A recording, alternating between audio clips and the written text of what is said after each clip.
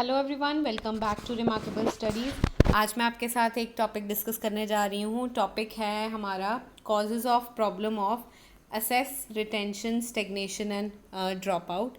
ये जो टॉपिक है आपको मिलेगा जेंडर स्कूल सोसाइटी सब्जेक्ट के अंडर। रिक्वेस्टेड वीडियो है, काफ़ी सारे कमेंट्स आ रहे थे इस टॉपिक को लेके, तो मैं आपके साथ ये सेशन शेयर करने जा रही हूँ। अब सिलेबस में अगर आप देखो तो यही चीज़ लिखी होगी, meaning of equity and equality in education. Equity equality का मीनिंग मैंने ऑलरेडी डिस्कस किया हुआ है, उस वीडियो का लिंक आपको डिस्क्रिप्शन बॉक्स में मिल जाएगा, आप वहाँ पे जाके चेक कर सकते हो। साथ ही में उन्होंने लाइन शुरू की हुई है आपके सिलेबस में, problems of assess retention stagnation and drop out. अब ये हमारे पास 4 अलग अलग टॉपिक्स हैं। 4 अलग अलग टॉपिक्स अलग अलग नहीं प्रिपेयर करने हैं। आप एक ही क्वेश्चन प्रिपेयर करोगे, आपके पास चाहे असेस आ जाए, रिटेंशन आ जाए, स्टेग्नेशन आ जाए, ड्रॉप आउट आ जाए, पॉइंट्स आपने सेम ही लिखने हैं, मीनिंग चेंज कर दोगे। अगर असेस पे क्वेश्चन आ रहा है, मीनिंग असेस का लिख दो, बाकी पॉइंट सेम। रिटेंशन के केस में मीनिंग चेंज करके आप रिटेंशन का मीनिंग डालोगे, बाकी जो नीचे पॉइंट्स हैं वो सेम ही लिखे जाएंगे। अलग अलग क्वेश्चन, अलग अलग टॉपिक्स के अलग अलग पॉइंट्स प्रिपेयर करने की आपको बिल्कुल भी ज़रूरत नहीं है। इस लेक्चर में आपका फुल फ्लेज क्वेश्चन प्रिपेयर हो जाएगा। काफ़ी सारे पॉइंट्स मैंने ऐड किए हैं। ये पूरा का पूरा सेशन जो है वो आप रिवाइज कर लीजिए, आपका क्वेश्चन ये वाला जो है वो पूरे तरीके से तैयार हो जाएगा। चलिए करते हैं स्टार्ट अपने टॉपिक को। सबसे पहले मीनिंग से स्टार्ट करते हैं, ठीक है। मीनिंग है हमारा, good education is the basic necessity of every child. हर एक चाइल्ड के लिए सबसे इम्पॉर्टेंट क्या है? एजुकेशन। अगर चाइल्ड की एजुकेशन अच्छी है, उसको बेसिक नॉलेज सिखाई गई है, तो वो जो बच्चा है वो एक अच्छी जॉब कर सकता है और अच्छी जॉब के बेसिस पे अपना फ्यूचर जो है वो अच्छा बना सकता है। मेनली हर एक कंट्री का मेन मोटिव क्या है? एजुकेशन अच्छी से अच्छी हो। हमारी कंट्री में भी अगर हम अपनी स्टेट की बात करें, पंजाब में भी एजुकेशन को इम्प्रूव करने के लिए काफ़ी सारी चीज़ें जो है वो गवर्नमेंट करती आ रही है, लेकिन फिर भी कहीं ना कहीं कुछ ना कुछ चीज़ें ऐसी हैं जिस वजह से कुछ ना कुछ प्रॉब्लम्स जो है वो बच्चों को फेस करनी पड़ती हैं। आज हम इस सेशन में यही चीज़ों को डिस्कस करेंगे कि कैसे ड्रॉप आउट, स्टेग्नेशन, रिटेंशन, ये सारी चीज़ें डिफरेंट काइंड्स ऑफ प्रॉब्लम्स को हमारे तक लेके आती हैं। I think basic introduction clear है। क्वेश्चन को स्टार्ट करना है तो आप एजुकेशन से शुरू कर सकते हो, अदरवाइज आप एजुकेशन की डेफिनेशन भी दे सकते हो, बट मैंने यहाँ पे नहीं दी। मैंने जस्ट एक बेसिक ब्रीफ सी इंट्रोडक्शन दी है कि एजुकेशन बच्चों के लिए इम्पॉर्टेंट है और हर एक कंट्री अपने बच्चों को बेस्ट टू बेस्ट एजुकेशन देने की कोशिश करती है, और जब बेस्ट एजुकेशन बच्चों के पास होगी तो उनका फ्यूचर डेफिनेटली जो है वो अच्छा होगा। अब 1 बाय 1 जो हमने 4 टर्म्स ऊपर पढ़ी हैं उनके मैं मीनिंग आपके साथ डिस्कस करूंगी। मीनिंग आप चेंज करते जाएंगे, पॉइंट्स नीचे हम सेम ही लिखेंगे। सबसे पहले है मीनिंग ऑफ मीनिंगफुल असेस। अब असेस का अगर मैं वैसे डिक्शनरी मीनिंग आपको समझाऊं, असेस का मतलब होता है कि कुछ जो फैसिलिटीज़ हैं वो सबके लिए अवेलेबल हों। मैंने यहाँ पे लिखा भी है मीनिंग में, assess means availability for all. कोई रिक्वायरमेंट है, आपके स्कूल में कोई नई फैसिलिटी आई है, स्मार्ट क्लासेस इंट्रोड्यूस की गई हैं आपके स्कूल में, तो वो स्मार्ट क्लासेस सिर्फ और सिर्फ कुछ क्लासेस को ही ना मिले, बल्कि पूरे स्कूल का टाइम टेबल इस तरीके से सेट किया जाए कि पूरे के पूरे बच्चों को स्कूल के हफ्ते में एक दिन एटलीस्ट मिले जहाँ पे वो उस स्मार्ट क्लास में जाके अपनी पढ़ाई को कर सके। This is assess. एजुकेशन भी एक ऐसी चीज़ है जो हर एक बच्चे को मिलनी चाहिए without any kind of issue, लेकिन फिर भी कहीं ना कहीं स्कूल्स हैं, स्कूल्स में टीचर्स नहीं हैं, पढ़ाई अच्छे ढंग से नहीं हो रही, स्कूल्स बहुत दूर हैं, ये सारे ऐसे फैक्टर्स हैं जो बच्चों तक उन एजुकेशन को नहीं पढ़ाते। प्राइवेट स्कूल की बात की जाए, प्राइवेट स्कूल्स में फ़ीस बहुत ज़्यादा है। अब जो पेरेंट्स नहीं अफोर्ड कर सकते फ़ीस को, वो बच्चों को प्राइवेट स्कूल में नहीं भेजते, और जो पब्लिक स्कूल्स हैं उनकी फैसिलिटीज़ इतनी ज़्यादा अच्छी नहीं है। उस केस में उन बच्चों की एजुकेशन जो है वो कहीं ना कहीं ख़राब हो जाती है। इसलिए सबसे इम्पॉर्टेंट चीज़ है असेस मीनिंगफुल होना चाहिए कि जो भी फैसिलिटीज़ हम स्कूल में दे रहे हैं वो सभी बच्चों तक पहुँचे और टाइम पे पहुँचे। अगर नहीं पहुँच रही हैं तो कारण ढूंढा जाए कि क्यों नहीं पहुँच रही हैं। इसलिए बेस्ट एजुकेशन फैसिलिटीज़ सारे बच्चों तक पहुँचनी बहुत ज़्यादा ज़रूरी है। नेक्स्ट है मीनिंग ऑफ रिटेंशन। अब हमारे पास यहाँ पे 2 टर्म्स आती हैं, रिटेंशन और स्टेग्नेशन। कहीं ना कहीं दोनों का मतलब सेम है। रिटेंशन का मतलब होता है अपने पास रोक के रखना। जैसे मीनिंग आप अगर आप यहाँ पे देखो, it means repeating an academic year of school. Retention को अगर मैं स्कूल से रिलेट करूँ, इसका मतलब है कि बच्चा 6th क्लास में था, क्लियर नहीं कर पाया, वो दोबारा से 6th क्लास को क्या कर रहा है, रिपीट कर रहा है। That is called retention. Retention is also called grade retention. मतलब ग्रेड मतलब आप 6th क्लास में से दोबारा आप अगले नेक्स्ट साल 6th ग्रेड में ही दोबारा से रीअपियर हो रहे हो। सिंपल वर्ड्स में अगर मैं आपको समझाऊँ, ये वो सिचुएशन है जिसमें चिल्ड्रन जिसने अपने सब्जेक्ट्स को क्लियर नहीं किया और वो फेल हो गया, उसको फर्दर क्लास में प्रमोट नहीं किया जाएगा, वो बच्चा वहीं पे ही उसी क्लास को लगाएगा। नेक्स्ट है हमारे पास स्टेग्नेशन। हरतोंग कमेटी ने ये चीज़ बोली। स्टेग्नेशन क्या है? Retention in lower class of a child for a period of more than 1 year. जब आप 1 साल से ज़्यादा टाइम तक उसको रोक के रखते हो उसी क्लास में, that is known as stagnation. Repeat हो गया वर्ड रिटेंशन। रिटेंशन मतलब रोक के रखना, उसी एक क्लास में उसको आगे प्रमोट नहीं करना, दैट इज़ कॉल्ड स्टेग्नेशन। आगे है ड्रॉप आउट। ड्रॉप आउट का मतलब है कि एजुकेशन आपने कंप्लीट नहीं की, आप बीच में पढ़ाई छोड़ के चले गए हो। ठीक है, एक बच्चा है 6th क्लास में, सितंबर में SA1 के पेपर हो गए, ठीक है, उसने क्लियर कर लिया, अच्छे नंबर आ गए, 68% उस बच्चे के आ गए, बट किसी कारण की वजह से वो बच्चा जो है वो अगली पढ़ाई नहीं कर पाया, फाइनल के पेपर नहीं दे पाया, उसको कहा जाता है drop out, school drop out. अब स्कूल से निकलने के बहुत सारे कारण हो सकते हैं। हो सकता है उसकी फैमिली में कोई प्रॉब्लम आ गई हो सकता है वो बच्चा बीमार हो गया हो सकता है कोई फाइनेंशियल प्रॉब्लम हो सकता है कि स्कूल का एनवायरनमेंट उसको अच्छा ना लगा हो, टीचर्स बहुत ज़्यादा डांटते हैं, हो सकता है कि वो बच्चा जो है स्कूल में पढ़ने के लिए आ रहा है लेकिन स्कूल में टीचर ही अवेलेबल नहीं है, तो ये कंडीशन आएगी ड्रॉप आउट में। ड्रॉप आउट मतलब ऑक्सफोर्ड डिक्शनरी क्या कह रही है? A person who leave schools और college before they have finished their studies. उन्होंने अपनी पढ़ाई कंप्लीट नहीं की है, पढ़ाई बीच में छोड़ के वो स्कूल को छोड़ के चलेंगे, that is called drop out, या उस बच्चे को कहा जाएगा स्कूल ड्रॉप आउट, और ये कंडीशन होगी dropping out from the school. I hope आपको सारी टर्म्स के मीनिंग समझ में आ गए होंगे। अब मेन क्वेश्चन पे मूव करते हैं। Causes of problem of assess, retention, stagnation and drop out. ऐसे कौन से कारण हैं जिस वजह से ये सारी प्रॉब्लम्स आती हैं? कारणों को मैंने यहाँ पे 3 पार्ट्स में डिवाइड किया है।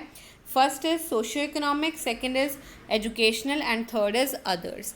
ये 3 मेन टॉपिक्स के हैं, इसके आगे सब टॉपिक्स इंट्रोड्यूस किए हैं 1 by 1। तो आप फुल फ्लेज क्वेश्चन ऐसे ही प्रिपेयर करोगे और पेपर में इसको ऐसे ही अटेम्प्ट करके आओगे। सबसे पहले हम कवर कर रहे हैं सोशियो इकोनॉमिक कॉजेज़। अब यहाँ पे देखो सोशियो इकोनॉमिक कॉजेज़ है, पहले मैंने एक लाइन दी सोशियो इकोनॉमिक कॉजेज़ से रिलेटेड, फिर मैंने यहाँ पे पॉइंट्स को हाईलाइट कर दिया जो पॉइंट्स हम इस टॉपिक के अंदर कवर करेंगे, फिर मैंने डिटेल में इन पॉइंट्स को आपके लिए आगे एक्सप्लेन किया हुआ है। आई होप अब आपको क्लियर हो रहा है। मेन 3 कारण हैं, सोशियो इकोनॉमिक, एजुकेशनल और अदर्स। इनके अंदर फर्दर मैंने आपको यहाँ पे सब टॉपिक्स प्रोवाइड जो है वो किए हैं, वो मैंने आगे लिखे हैं हर एक सेशन के बाद। जैसे सोशियो इकोनॉमिक के पॉइंट्स ये रहे, आपको दिखाई दे रहे हैं, एजुकेशनल के पॉइंट्स ये रहे, फिर हमारे पास अदर कॉजेज़ के पॉइंट्स मैंने ऐसे लिखे हुए हैं। पहले हेडिंग्स हैं, फिर मैंने इनको डिटेल में भी एक्सप्लेन किया हुआ है। चलिए स्टार्ट करते हैं जल्दी से। सबसे पहले है हमारे पास socio economic causes. Socio economic causes मतलब जो सोशियो इकोनॉमिक कॉज वर्ड है ये 2 टर्म्स को लेके बना है, एक तो है सोशियो और दूसरा है इकोनॉमिक। सोशियो मतलब सोसाइटी, सोसाइटी में कुछ ऐसी चीज़ें हैं, पुराने रीति रिवाज है जिस वजह से कहीं ना कहीं बच्चे पढ़ाई नहीं कर पाते। इकोनॉमिक मतलब इकोनॉमिक को यहाँ पर रिलेट किया गया है पैसे के साथ। पेरेंट्स के पास पैसा नहीं है अपने बच्चों की पढ़ाई के लिए, तो कहीं ना कहीं बच्चों को क्या करना पड़ता है, पढ़ाई बीच में ही छोड़नी पड़ती है। तो सोशियो इकोनॉमिक वर्ड है वो 2 वर्ड्स को मिल के बना है, एक है सोसाइटी और दूसरा है इकोनॉमिक। इकोनॉमिक मीन्स पैसा। जब ये दोनों टर्म्स कंबाइन हुई तो हमारे पास एक टॉपिक आया सोशियो इकोनॉमिक कॉजेज़, जिसमें सबसे पहला पॉइंट है पुअर पीपल। देखो अब लोग पुअर हैं, ठीक है, फैमिली में उनके पास मदर फादर हैं और जो है उनके चिल्ड्रन 4-5 चिल्ड्रन हैं उनके पास, तो इस टाइम पे उनके लिए बहुत ज़्यादा मुश्किल हो जाता है सभी बच्चों को पढ़ाना। तो वो ये चीज़ देखते हैं कि मेनली उस बच्चे को पढ़ाया जाए जो थोड़ा सा काबिल है और पढ़ के वो कुछ ना कुछ अपने लेवल पे अपना काम जो है वो कर सकता है। इस केस में सिर्फ और सिर्फ एजुकेशन का जो फ़ायदा है वो किसको मिलता है, उस एक बच्चे को। बाकी सारे बच्चे जो है वो एजुकेशन से क्या है पीछे रह जाते हैं। इस वजह से जो बच्चे हैं उनको अपनी पढ़ाई बीच में छोड़नी पड़ती है और वो अपनी पढ़ाई को कंटिन्यू नहीं कर पाते हैं। नेक्स्ट है child marriage. No doubt child marriage is strictly prohibited, ban है, नहीं हो सकती, लेकिन फिर भी इंडिया में कोई ना कोई ऐसे इलाके हैं जहाँ पे चाइल्ड मैरिज अभी भी प्रेवलेंट है। तो इस केस में क्या होता है, लड़की की जल्दी शादी हो जाती है, तो उस टाइम पे अगर वो पढ़ने में होशियार है लेकिन शादी हो गई है, फैमिली की रिस्पॉन्सिबिलिटीज़ हैं, घर संभालना है, तो उस केस में उस लड़की को क्या करना पड़ता है, अपनी पढ़ाई को छोड़ के घर की रिस्पॉन्सिबिलिटीज़ को जो है वो संभालना पड़ता है। इस केस में अगर वो लड़की स्कूल में पढ़ रही है, ठीक है, तो ये केस कवर होगा ड्रॉप आउट में। तो उसको क्या करना पड़ेगा, आधे में ही अपनी पढ़ाई छोड़नी पड़ेगी। मींस वो स्कूल ड्रॉप आउट है, उसने पढ़ाई आधे रास्ते में ही छोड़ दी क्योंकि उसके ऊपर उसकी फैमिली की रिस्पॉन्सिबिलिटीज़ थी। तो ये सारे पॉइंट्स इन सारे टॉपिक से कहीं ना कहीं रिलेट हो रहे हैं, तो आप डिफरेंट पॉइंट्स नहीं प्रिपेयर करेंगे। फिर से ये चीज़ मैं रिपीट कर रही हूँ, आप इन्हीं पॉइंट्स को अपने क्वेश्चन में जो है वो मेंशन करोगे। नेक्स्ट है हमारे पास topic uneducated parents. Parents uneducated हैं, पढ़े लिखे नहीं हैं, उनको पढ़ाई की इंपॉर्टेंस ही नहीं पता, इसलिए वो सोचते हैं कि पढ़ाई ज़रूरी नहीं है और वो अपने बच्चों को भी स्कूल भेजने के लिए बिल्कुल भी तैयार नहीं होते। वो कहते हैं कि स्कूल भेजना वेस्टेज ऑफ टाइम है, इससे अच्छा ये है कि जितना टाइम बच्चा स्कूल में स्पेंड कर रहा है उतना ही टाइम वो किसी काम में लगा दे, उसको 4 पैसे मिलेंगे जिससे हमारे घर का खर्चा जो है वो चलता रहेगा। This is one of the reason क्यों बच्चों को पढ़ाई नहीं कर पाते, ये भी एक कारण है। नेक्स्ट इज एटीट्यूड्स टुवर्ड्स को एजुकेशन। को एजुकेशन मतलब बॉयज़ एंड गर्ल्स इकट्ठे पढ़ रहे हैं स्कूल में। नो डाउट हमारी कंट्री ने बहुत डेवलपमेंट कर ली है, लेकिन फिर भी लार्ज सेक्शन ऑफ सोसाइटी के जो लोग हैं वो लड़कियों को स्कूल में नहीं जाने देते। क्यों नहीं जाने देते? क्योंकि वहाँ पे को एजुकेशन है। पेरेंट्स ये सोचते हैं कि लड़कों के साथ हम अपनी लड़कियों को पढ़ने के लिए नहीं भेजेंगे। इस वजह से वो जो लड़कियाँ हैं वो पढ़ाई से दूर रह जाती हैं, वो पढ़ाई नहीं कर पाती हैं। Next, backward groups. There are certain tribal people जिनको कॉन्टीन्यूसली एक जगह से दूसरी जगह पे मूव होना पड़ता है। अब पहले वो एक एरिया में रह रहे हैं, उनके बच्चे उसी स्कूल में पढ़ रहे हैं, अब उन्होंने अपना एरिया चेंज कर लिया, तो डेफिनेटली बच्चों को स्कूल भी क्या करना पड़ेगा, चेंज करना पड़ेगा। कई बारी बच्चे नए एनवायरनमेंट में जाके इतना कंफर्टेबल महसूस नहीं करते हैं, कोई ना कोई प्रॉब्लम वो स्कूल में फेस करते हैं, किसी से लड़ाई हो गई, बच्चे तंग कर रहे हैं, ऐसी बहुत सारी सिचुएशंस हैं, तो वहाँ पे वो स्कूल जाना ही बंद कर देते हैं। क्यों बंद कर देते हैं? क्योंकि उनको स्कूल का माहौल जो है वो अच्छा नहीं मिलता है। ये भी कारण है कि क्यों बच्चे जो हैं वो पढ़ाई बीच में छोड़ देते हैं। आई होप ये सारे पॉइंट्स आपको क्लियर हो गए होंगे। हमने सोशो इकोनॉमिक कॉजेज़ को कवर कर दिया। अब एजुकेशनल कॉजेज़। अब बच्चा स्कूल में पहुंच गया है, लेकिन स्कूल में ही कुछ प्रॉब्लम्स हैं जिस वजह से वो बच्चा अपनी पढ़ाई कंटिन्यू नहीं कर पा रहा है, या बच्चे ने 1 साल पढ़ाई की वो फिर भी फेल हो गया। उसमें भी कौन सा कारण रिस्पॉन्सिबल है? एजुकेशनल कॉजेज़, कि स्कूल में कुछ ना कुछ प्रॉब्लम है। सबसे पहली प्रॉब्लम है लैक ऑफ स्कूल्स की कमी है। अब हमारे एरिया में स्कूल नहीं है। अब सपोज़ करो 10 गांव हैं, ठीक है, उनको उन 10 गांवों में स्कूल नहीं है, लेकिन इन 10 गांवों को एक एरिया जोड़ रहा है, वहाँ पे एक स्कूल बनाया गया है। अब स्कूल एक है और बच्चे कितने हैं? उन 10 विलेजेस के बच्चे हैं। तो हो सकता है कि स्कूल की इतनी कैपेसिटी ना हो कि वो 10 के 10 गांव के बच्चों को एक ही टाइम पे पढ़ा पाएँ टीचर्स। तो इस केस में जब स्कूल की कमी है, पॉपुलेशन ज़्यादा है लेकिन अवेलेबिलिटी ऑफ स्कूल बहुत ज़्यादा कम है, इस वजह से काफ़ी सारे बच्चों को बेटर एजुकेशन नहीं मिलती। Next, poor infrastructure. अब स्कूल अवेलेबल हैं लेकिन इंफ्रास्ट्रक्चर सही नहीं है, सीट्स नहीं है, लाइट की व्यवस्था नहीं है, पंखे नहीं चल रहे, लाइट चली जाती है तो जनरेटर की व्यवस्था नहीं है, कैसे बच्चे गर्मी में पढ़ें, और एडिक्वेट सैनिटेशन नहीं है, वॉशरूम्स नहीं है। रिक्वायरमेंट क्या है? गर्ल्स का वॉशरूम अलग हो, बॉयज़ का अलग हो, लेकिन ये फैसिलिटी ही अवेलेबल नहीं है। उस केस में भी कुछ पेरेंट्स अपने बच्चों को स्कूल में नहीं भेजेंगे because of proper facility school provide नहीं कर रहा है। Next, lack of suitable teacher. अब एक बच्चा स्कूल क्यों जाता है? पढ़ाई करने के लिए। पढ़ाई करने वाला टीचर ही आगे अवेलेबल ही नहीं है। हिंदी का टीचर साइंस पढ़ा रहा है, हिंदी का टीचर इंग्लिश पढ़ा रहा है, तो उस केस में क्या बच्चों को पढ़ाई कराई जाएगी? यहाँ पे तो बच्चों का भविष्य सीधा सीधा हम खराब कर रहे हैं। इस केस में भी बच्चों का इंटरेस्ट धीरे धीरे पढ़ाई में जो है वो गिरना स्टार्ट हो जाता है। अब हिंदी का टीचर साइंस पढ़ा रहा है, उसको नई नॉलेज वो कैसे पढ़ाएगा?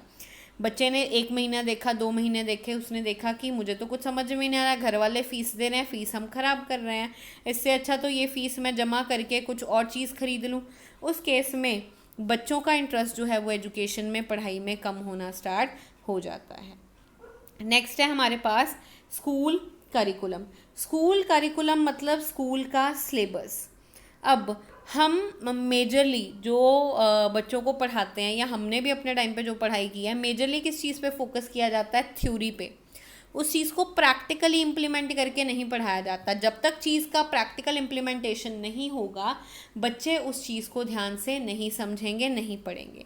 प्रैक्टिकल इम्प्लीमेंटेशन ज़्यादा नहीं है, ये भी एक कारण है कि बच्चे जो हैं वो पढ़ाई में इतना ज़्यादा ध्यान नहीं देते हैं। नेक्स्ट है lack of interaction with parents. अब हर स्कूल में पेरेंट्स टीचर्स मीटिंग होती है।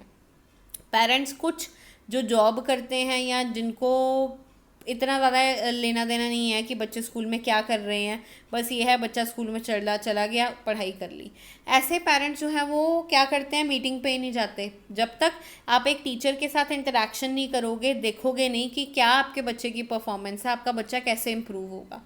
हो सकता है कि आपके बच्चे के मार्क्स ना अच्छे आ रहे हो, टीचर ये चीज़ आपको बताना चाहता हो, टीचर ने आपको फ़ोन करके बताया जी इस शनिवार को मीटिंग है, आप ज़रूर पहुंचना, आप नहीं पहुंचे। टीचर ने कुछ इंपॉर्टेंट चीज़ डिस्कस करनी होगी आपके साथ, बट आपके पास टाइम नहीं है, आप नहीं पहुंचे मीटिंग पे। उस केस में किसका नुकसान है? आपके बच्चे का नुकसान है। क्यों है बच्चे का नुकसान? क्योंकि आप उसकी तरफ ध्यान नहीं दे रहे हो सकता है टीचर ने आपको बताना हो कि अगर ये नहीं पढ़ेगा ये फेल होगा और इसको इसी क्लास में अगले साल फिर से बैठना पड़ेगा। तो यहाँ पे क्या है? उस चाइल्ड को रिटेन करके, स्टेगनेंट करके उसी क्लास में रखा जा रहा है क्योंकि उसकी परफॉर्मेंस अच्छी नहीं है। इसलिए ये चीज़ बहुत ज़्यादा इंपॉर्टेंट है कि कॉन्टीन्यूसली टीचर्स के साथ आप टच में रहो ताकि आपको बच्चों की परफॉर्मेंस के बारे में पता चलता रहे। नेक्स्ट है स्कूल एनवायरनमेंट। स्कूल एनवायरनमेंट बहुत ही इंपॉर्टेंट रोल प्ले करता है बच्चों की एजुकेशन के लिए। जैसे कि बिल्डिंग्स, इंफ्रास्ट्रक्चर प्रॉपर होना चाहिए। ये नहीं है कि टेबल नहीं है, कुर्सियाँ नहीं है, लाइट नहीं आ रही है, एग्जॉस्ट फैंस अवेलेबल नहीं है, पंखा एक चल रहा है दूसरा पंखा नहीं चल रहा, नहीं, ये चीज़ें बिल्कुल भी नहीं होनी चाहिए। लर्निंग तभी पॉसिबल है अगर लर्निंग एनवायरनमेंट अच्छा होगा।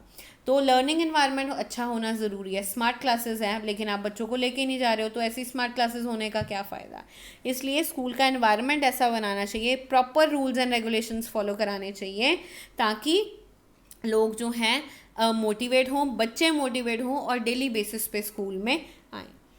Fake admission under reservation. आपको पता है कि हर एक स्कूल में कुछ सीट्स रिजर्व्स की जाती हैं for schedule caste, for backward classes.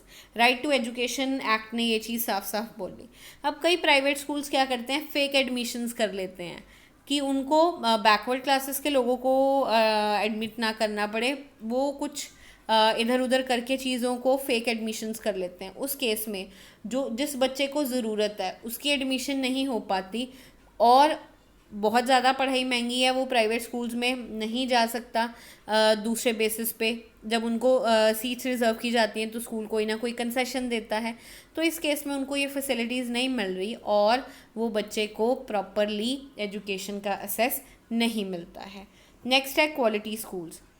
ये पॉइंट हमारा एनवायरनमेंट से कहीं ना कहीं रिलेट कर रहा है कि स्कूल की टीचिंग अप्रोप्रिएट होनी चाहिए। टीचर्स ऐसे मेथड्स को यूज़ करके पढ़ाएं जिससे कि टीचिंग जो है वो प्रॉपर हो, बच्चों को बात समझ में आए। लेकिन जब तक क्वालिटी एजुकेशन को नहीं इम्प्लीमेंट किया जाएगा तब तक बच्चों का इंटरेस्ट स्कूल में नहीं लेके आया जा सकता। उनको स्टेगनेशन, ड्रॉप आउट की प्रॉब्लम फेस करनी ही पड़ेगी।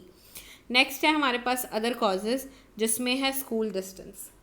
हमने ऊपर पढ़ा स्कूल नहीं हैं कुछ ही एरियाज़ में हैं। नेक्स्ट है स्कूल डिस्टेंस। ये भी पॉइंट उसी से रिलेट हो रहा है। स्कूल जो डिस्टेंस है वो बहुत ज़्यादा दूर है, तो बॉयज़ तो जा सकते हैं इजीली, लेकिन कहीं ना कहीं कुछ पेरेंट्स गर्ल्स की एजुकेशन को यहाँ पे रोक देते हैं। अब सर्दियाँ चल रही हैं तो उस टाइम पे आपको तो पता है अंधेरा जल्दी हो जाता है। अब स्कूल से 4 बजे छुट्टी हो रही है बच्चों को, क्योंकि सुबह धुंध होती है तो स्कूल का टाइम सुबह थोड़ा सा लेट कर दिया गया और 4 बज जाते हैं शाम तक, और अंधेरा भी जल्दी हो जाता है, काफ़ी दूर से आना है। तो उस टाइम पे गर्ल्स की सिक्योरिटी का पॉइंट पेरेंट्स के माइंड में आता है, क्योंकि वो खुद नहीं जा सकते, वो अपने काम में बिजी हैं। इस केस में गर्ल्स को कहीं ना कहीं अपनी एजुकेशन को बीच में छोड़ना ही पड़ता है। नेक्स्ट है पुअर ट्रांसपोर्टेशन। ट्रांसपोर्ट है, बस सर्विस है, लेकिन टाइम पे नहीं है, कभी आ जाती है कभी नहीं आ जाती। चले गए हो स्कूल, उस टाइम बस ही नहीं आई तो कैसे आओगे घर वापस। ये भी एक ऐसा फैक्टर है जो कहीं ना कहीं एजुकेशन को रोकता है। नेक्स्ट है इरेगुलर अटेंडेंस। अब कुछ बच्चे जो हैं वो पेरेंट्स की हेल्प करते हैं उनके काम में। सपोज करो फार्मिंग, ठीक है, फार्मर्स हैं, आगे वो किसी के खेत में काम कर रहे हैं कुछ लोग, तो वो अपने बच्चों को साथ में ले जाते हैं। क्यों ले जाते हैं? ताकि उनका काम आसान हो जाए और बच्चों को भी कुछ पैसे मिल जाएं, जिससे वो अपना डेली बेसिस पे खर्चा जो है वो चला सकते हैं।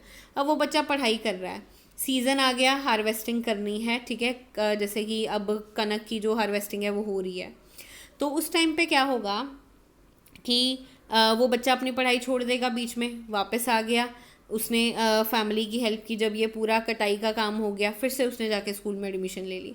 तो वो जो 2 महीने का गैप पड़ा, उस वजह से कहीं ना कहीं उस बच्चे का इंटरेस्ट पढ़ाई में ख़राब होगा और आगे जाके उसको दिक्कत आ सकती है। कुछ ऐसे फैक्टर्स हैं, इरेगुलर अटेंडेंस है, जिस वजह से बच्चों को पढ़ाई बीच में छोड़नी पड़ती है। नेक्स्ट है नॉन अफोर्डेबिलिटी। नो डाउट पढ़ाई सस्ती है, गवर्नमेंट स्कूल्स में काफ़ी कम फीस है, बुक्स भी दे रहे हैं और बहुत सारी फैसिलिटीज़ दे रहे हैं, लेकिन कहीं ना कहीं पेरेंट्स को कुछ ना कुछ खर्चा करना पड़ता है। फिर यहाँ पे वो कंडीशन आ जाती है कि घर में 4 बच्चे हैं, 5 बच्चे हैं, पाँचों के ऊपर खर्चा करना मुश्किल है हमारे लिए, तो हम उस बच्चे पे खर्चा कर देते हैं जो आगे जाके कुछ ना कुछ लाइफ में बन सकता है। इस केस में उसकी तो हेल्प हो गई, लेकिन बाकी बच्चों की पढ़ाई जो है वो कहीं ना कहीं हैम्पर होगी। नेक्स्ट है पॉइंट हमारे पास special need children. Special need children means जो डिसेबल्ड है, जिनको चलने फिरने में प्रॉब्लम आ रही है, दिखाई नहीं दे रहा, सुनने में प्रॉब्लम आ रही है, ऐसे बच्चों के लिए स्पेशल स्कूल्स हैं, लेकिन वो स्कूल्स ही अवेलेबल नहीं है।